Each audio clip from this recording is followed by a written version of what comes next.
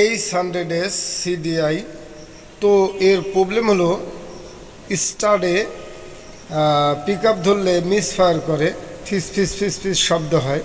তো বাইকটি অন্য গ্যারেজের আমার কাছে এই সমস্যার সমাধানের জন্য নিয়ে এসেছে। তো আমি এর সমাধান কি সেটা আপনাদের দেখাবো।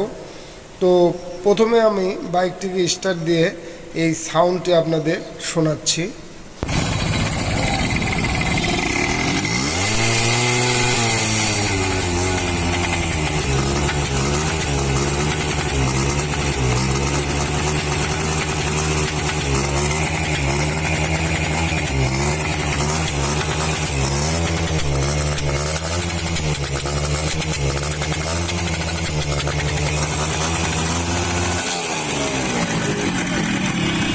তো প্রথমে আমরা দেখব যে ম্যাগনেট কয়েলটি কেমন আছে এবং সার্কিটটা মার্ক অনুযায়ী আছে কি না, তারপরে আমরা এর কাজ করব। তো আসলে কয়েলটি বাঁধা, যে কয়েলটি আছে সার্কিটের, এটা হচ্ছে স্টার্টিং কয়েল চিকন তারের, এটা কিন্তু কয়েল বাঁধা।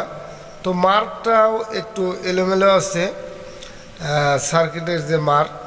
তো আমরা এগুলো মার্কও ঠিক করে দেব। তো আর্মেচার কয়েলটিকেও আমরা নতুন লাগিয়ে দেব যাতে কারেন্টের ভোল্টেজটা ঠিক মতো আসে। তো এখানে যে মার্ক, এই মার্কটা আমরা ঠিক করে দেব এবং কয়েলটিকে আমরা নতুন লাগাবো।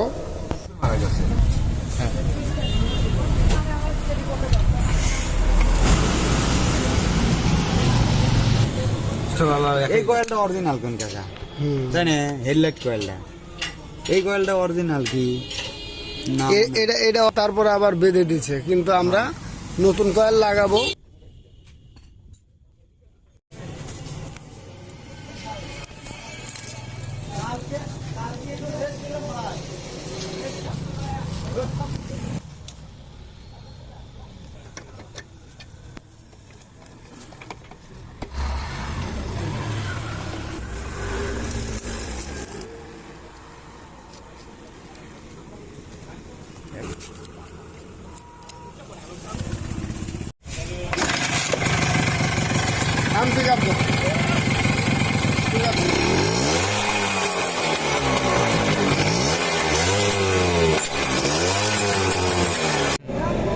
তো পিক আপ অ্যাকুরেট আসছিল না, মিস ফায়ার করছে, তার জন্য কিন্তু আমরা কার্বোরেটর খুলেছি। এছাড়া কার্বোরেটর ওভারফ্লো হচ্ছিল।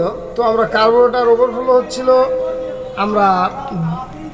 ওভারফ্লোর কারণে আমরা এখানে একটা এক্সট্রা ওয়াশার বানিয়ে দেব।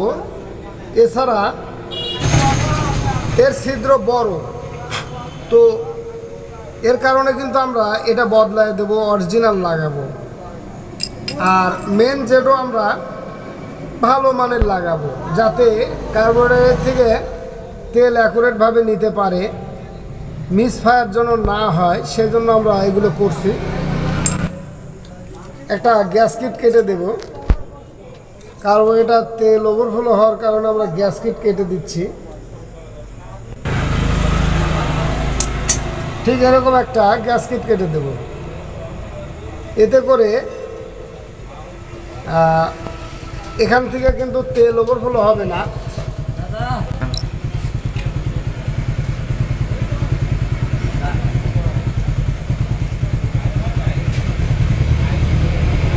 তাইওয়ান বা চায়না যে কার্বোরেটর, তাইওয়ানও না, এটা চায়না কার্বোরেটর। তো এতে আসলে অরিজিনাল পার্টস লাগালে ভালো হয়। এর কারণে আমরা অরিজিনাল কার্বোরেটরের মেন জেট, তো আমরা মেন জেট লাগাচ্ছি ভালো, যে মেন জেটের তেল ঠিকমতো নিবে এবং বাইকটির পিক আপ পাতলা হবে, সেই ধরনের মেন জেট আমরা লাগাচ্ছি। তো আমরা এখানে একটা রাবারও দিয়ে নিয়েছি যাতে এদিক দিয়ে তেল নিতে না পারে।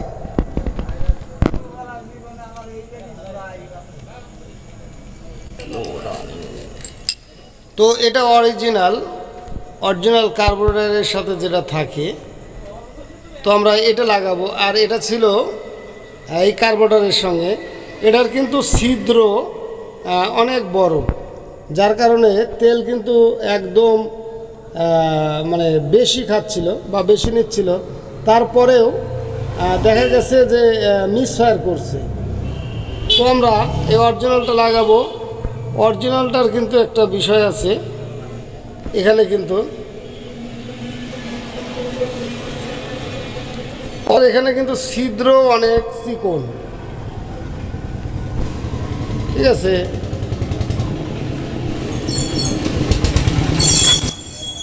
যা পরিমাপ মতো তেল তুলতে সহযোগিতা করবে এই স্লো রানিং জেট। স্টার্টে থাকার পরে দেখা যাবে সূক্ষ্মভাবে স্লো রেসে তেল তুলবে। আর যদি আমরা ছিদ্র বেশি থাকে তাহলে কিন্তু তেল এক্সেস যাবে, পিক আপ ঠিক মতো উঠবে না।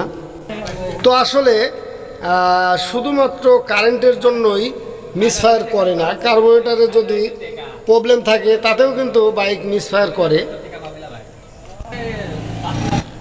তো আমরা এবার কার্বোরেটরের তেলের পরিমাপটা দেখব কতটুকু আসে।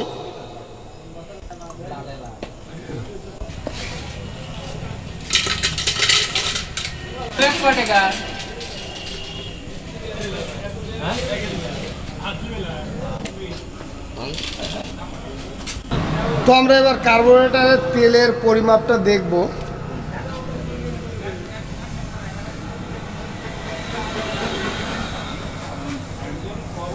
এখন কিন্তু কার্বোরেটরের তেলের পরিমাপটা মার্জিতভাবে আছে, মাপ মতোই আছে। চালু করো।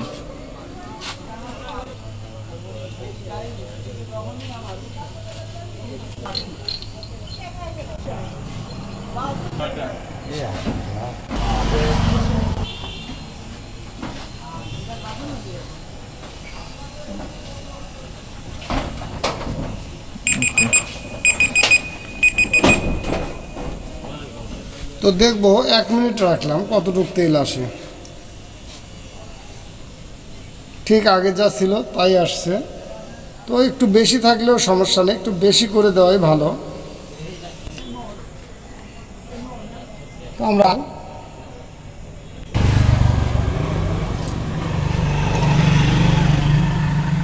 তো ঠিক আছে, এই মাপে আসছে।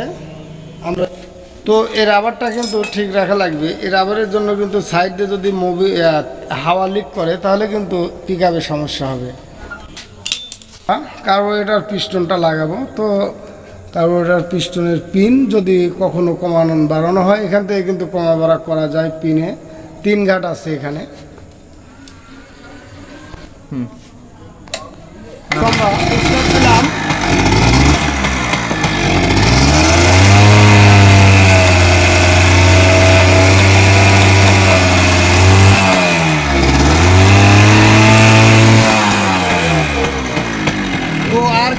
বাইকের মিসফায়ার নেই, বাইকের যে মিসফায়ার করতেছিল আমরা কয়েল লাগাইছিলাম, যেহেতু বাধা কয়েল ছিল এর কারণে কিন্তু আমরা অরিজিনাল একটা নতুন কয়েল লাগিয়ে দিয়েছি। এতে কারেন্টের ভোল্টেজটা অ্যাকুরেট হয়েছে। আর যেটুকু সমস্যা ছিল কার্বোরেটরের আমরা সেটুকু সেরে দিয়েছি। এখন কিন্তু পারফেক্ট অ্যাডজাস্ট হয়েছে।